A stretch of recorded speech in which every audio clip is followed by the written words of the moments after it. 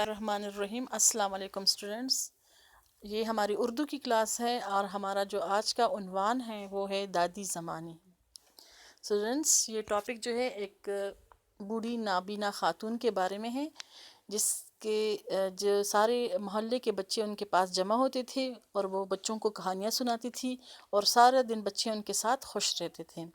تو چلیں شروع کرتے ہیں۔ ان کا اصل نام تو زمانی بیگم تھا، مگر وہ محلے بھر کے بچوں کی دادی زمانی تھی۔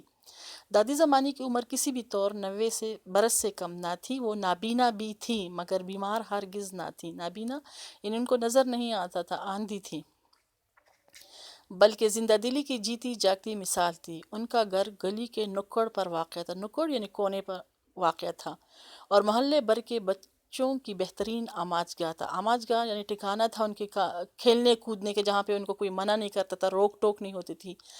بات دراصل یہ تھی کہ ان کا گھر وسیع رقبے پر بنا ہوا تھا، جس کے بیچوں بیچ ایک کمرہ اور آگے ایک چھوٹا سا دالان تھا۔ دالان یعنی صحن تھا، جس پر کھجور کے پتوں کی چھت پڑی ہوئی تھی۔ دادی زمانی کا سارا دن اسی دالان میں ایک چارپائی پر گزرتا اور ان کے گھر کا بڑا سا صحن بچوں کے لیے کھیل کا میدان بن جاتا تھا۔ بچے اس کھلے صحن کا فائدہ اٹھا کر خوب مزے سے مختلف کھیل کھیلتے۔ دادی زمانی گھر میں بالکل تنہا ہوتی، اس لیے بچوں کے آنے جانے سے ان کے گھر میں خوب چہل پہل یعنی رونق ہوتی اور ان کا دل بھی لگا رہتا تھا۔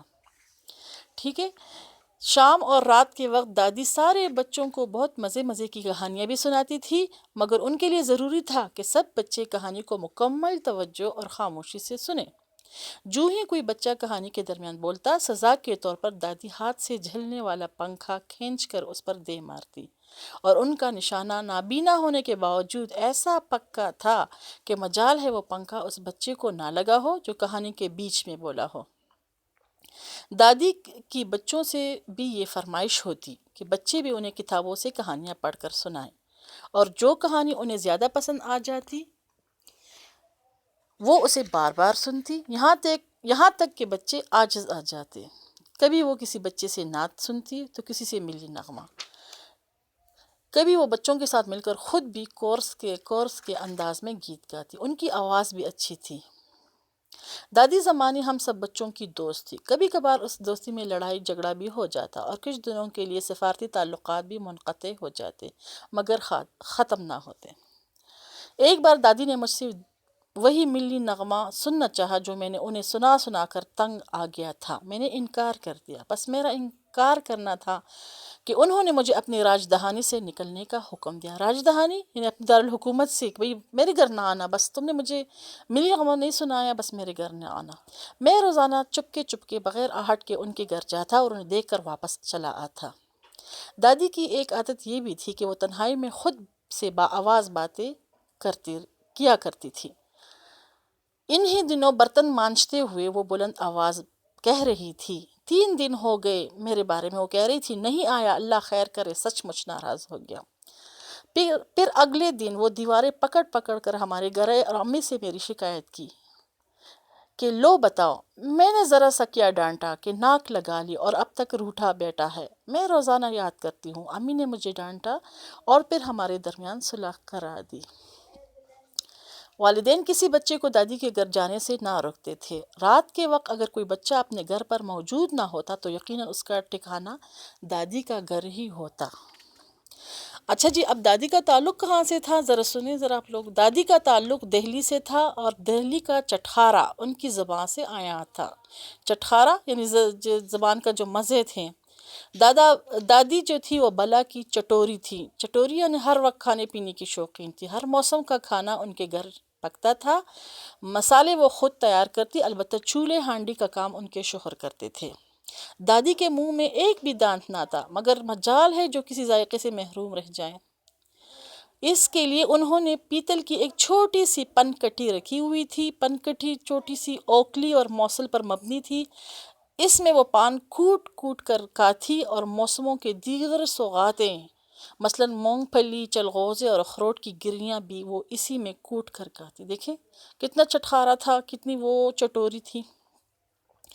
ان کی جو زبان تھی یعنی بولنے کا جو انداز تھا دہلی کی محاورہ زبان تھی، چھوٹی سی عمر میں ہم نے ان کے ساتھ رہنے کی وجہ سے بہت محاورات سیکھ لیے تھے، اور پھر بعد میں اردو میں ایم اے کرتے ہوئے بھی ہمیں اس کا بہت کم لغت کا سہارا لینا پڑا۔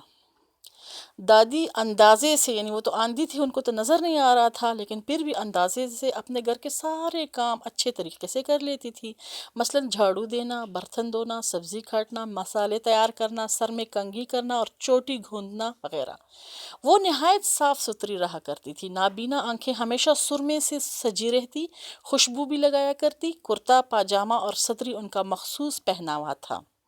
ٹھیک ہے جی، گرمیوں میں باریک چادر اور سردیوں میں اونی چادر ضرور اوڑھتی، ہمیشہ پان کھانے کی وجہ سے ان کا منہ سرخ رہتا۔ ٹھیک ہے جی، رمضان میں عید کے موقع پر وہ خصوصی تیاری کرتی، نابینا ہونے کے باوجود بچوں سے ان کے کپڑے اور جوتے منگوا کر انہیں ہاتھوں سے ٹٹول ٹٹول کر دیکھتی اور ان پر اپنے رائے دیتی۔ ہم دادی کو عید کارڈ بھی دیا کرتے تھے، جسے وہ ہم ہی سے پڑھوا کر بہت خوش ہوتی۔ اچھا جی، اب سنیں ذرا اینڈ میں ذرا تھوڑا سا۔ دادی بلی چنگی تھی، یعنی ٹھیک ٹھاک تھی، انہیں کوئی بیماری نہ تھی، بس بخار چڑھا، پھر چپ لگ گئی اور وہ بستر سے جا لگی۔ ہر وقت ہنسنے بولنے والی کہانیاں اور گیت سنانے والی یہ چڑیا بالکل خاموش ہو گئی۔ میں ان دنوں 7ویں جماعت میں پڑھتا تھا۔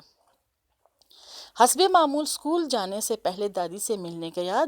دادا نے کہا ان کے قریب بیٹھ کر سورہ یاسین پڑھو۔ میں نے ایسا ہی کیا اور اسکول چلا گیا۔ اسکول سے واپس آیا تو دادی سفر آخرت پر روانہ ہو چکی تھی۔